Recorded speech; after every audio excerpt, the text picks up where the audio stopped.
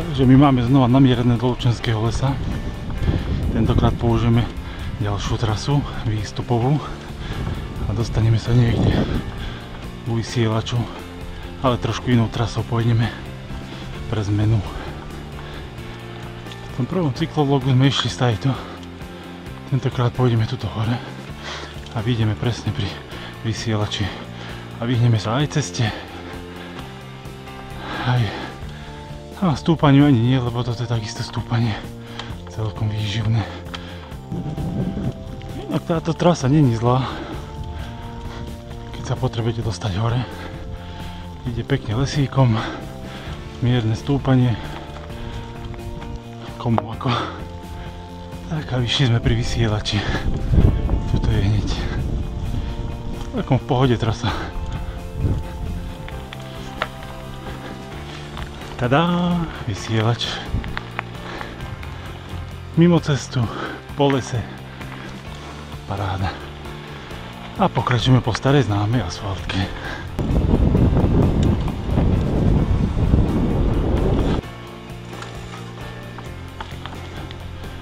No, dneska je trošku kúsok viacej zablatené ako naposledy.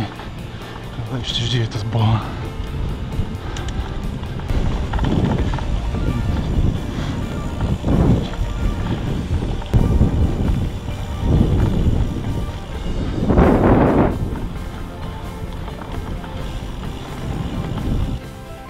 Odpočívadielko. Títo ľudia sú riadne prasce. Donie si plechovky to hej, ale odniesie ich za sebou to nie. Však takto ich zoberie.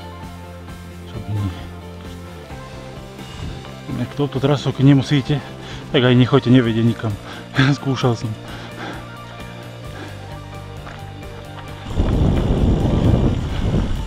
Šerkové jazierko skoro vyschnuté. Noci dosť intenzívne pršalo poslednú dobu. Málo vody. Sucho je.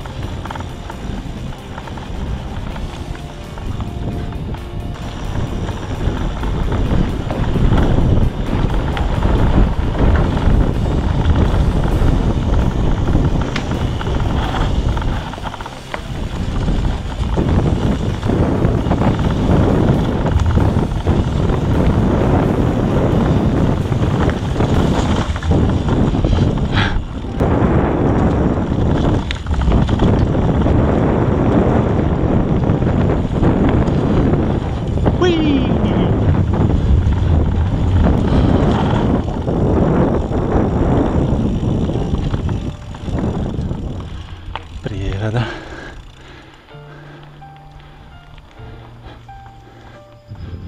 Takže naposledy sme išli doprava. Tentokrát skúsime rovno. Ani to nie je také blato, ako to vyzeralo. Chvála Bohu.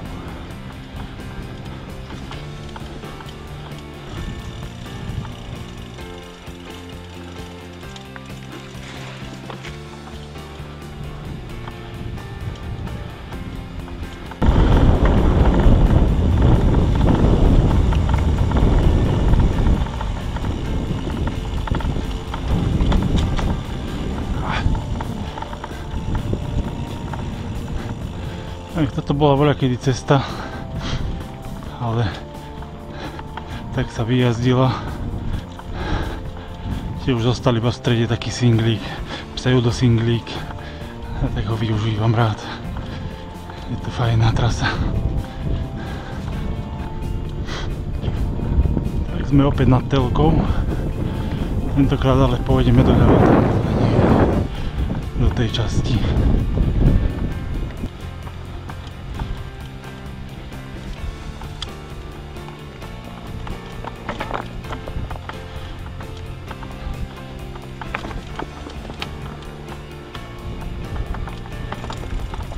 ten degeš, čo si tam tie tehly vysypal, by si zaslúžil po papuli.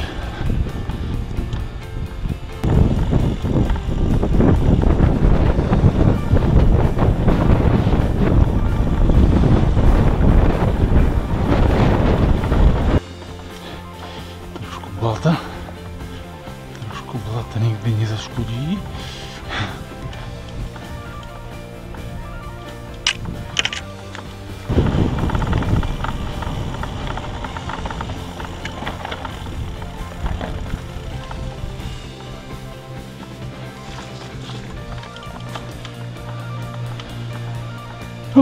Prešli sme.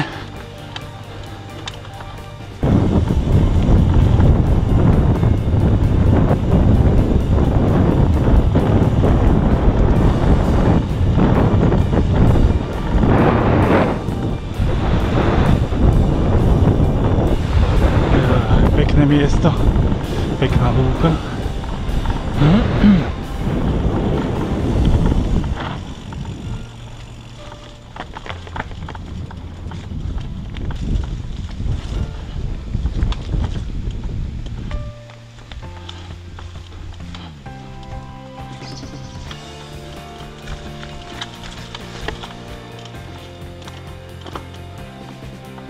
No, cesta je rozjebaná.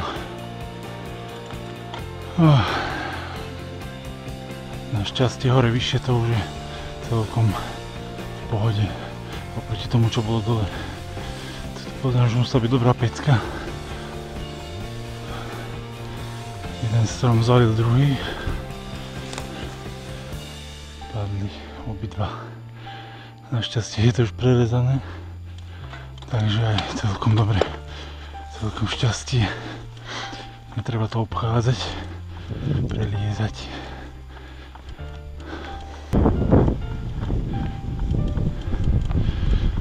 Tak sme vyliezli na nejakej lúke, niekde nad Jelšovcom. Tu si dáme malú pauzu. A snáď, ak budeme mať šťastie,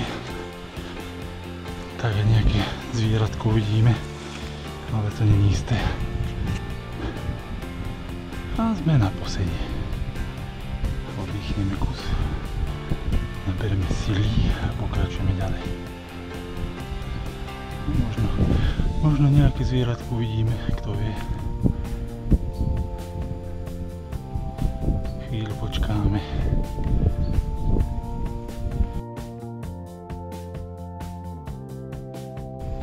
Takže dnes máme smolu, žiadna zver, ale už sa mi stalo, že v priebehu pár minút, priamo to pred posedom, srnka prebehla, potom hneď za ňou druhá prišla, bolo to milé. Takže my pokračujeme smer Jelšovec, ideme cez les, trošku blata, poradíme si.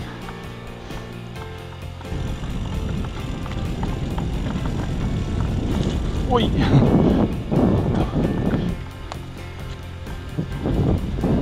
Tak rozmýšľam, že by sme mohli mať šťastie na zver, tak tu dole je Danielia obora.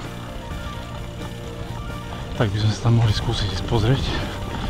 Možno tam nejaké zvery budú. Keďže zatiaľ v celom lese nenatrafili na jedinú zver. Možno, že tam sa nám ukážu na chvíľu. Poďme to pozrieť. Už vychádzame smer Jelšovec.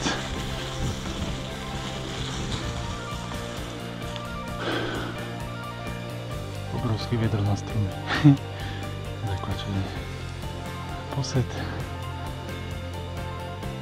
Zrejme nejaké žrádlo alebo niečo, také návnada. Tak. A tuto pod nami je už Jelšovec. A Danielia obora. Tam pôjdeme pozrieť.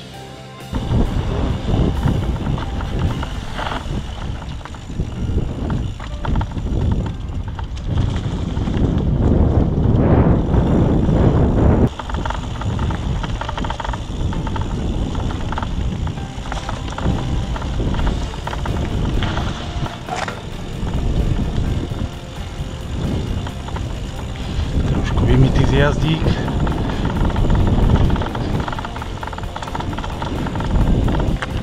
Tak sa pomaličky blížime k Danielej obore. Pokúsim sa byť čo najtichšie, aby sme ich nevyplašili. Ak tam budú, ťažko povedať. Tak to vypadá, že dneska máme smolu. Okrem jedného Daniela, malého, nevidím nič. Takže predsa sa tu schovávajú.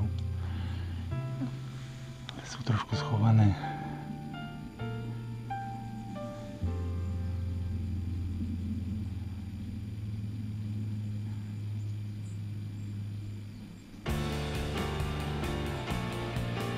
Mláďatkom. Že ich nevyplaším.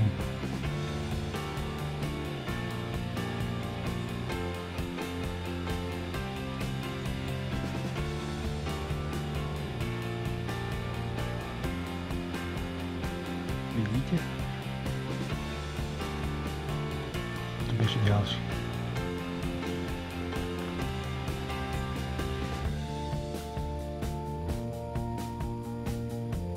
Oj, asi som ich vyplašil.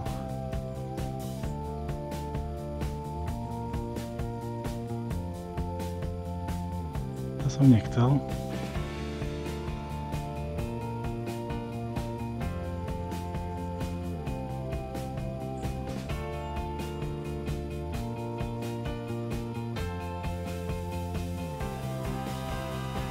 No, necháme ich radšej tak. Nech tu majú kľud. Ale boli krásne. Takže sme predsa aspoň nejaké zvieratka videli. Sice tieto sú v zajatí, chúdence. Neviem, na čo presne to slúži, tento chov. Ani to asi nechcem vedieť. Ale je to pekné vidieť ich naživo. Uj. Tieto asfaltové výšľapy. Je hotová smrť. Tak. A sme na vrchu Koháriho doliny. Žiadny cyklista, žiadny bežec. Všetci si užívajú voľno, prázdniny. Alebo prácu. To skôr. Tak my sa singlíkom teraz pustíme ku Šrekovému jazierku číslo 2. Snáď tu nebude nič popadané, nejaké konáre, stromy. Bude sa dať letieť dole. Ha.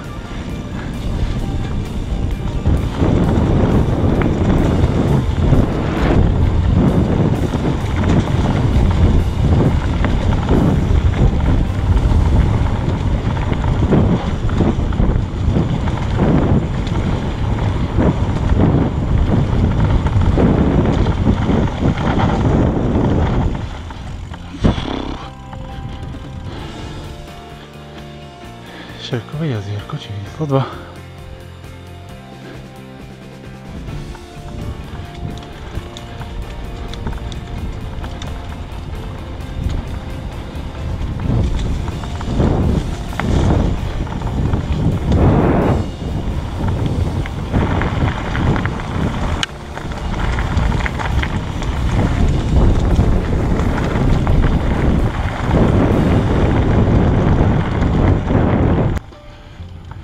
No, ešte jeden posledný singlík. A sme vonku z lesa na priehrade.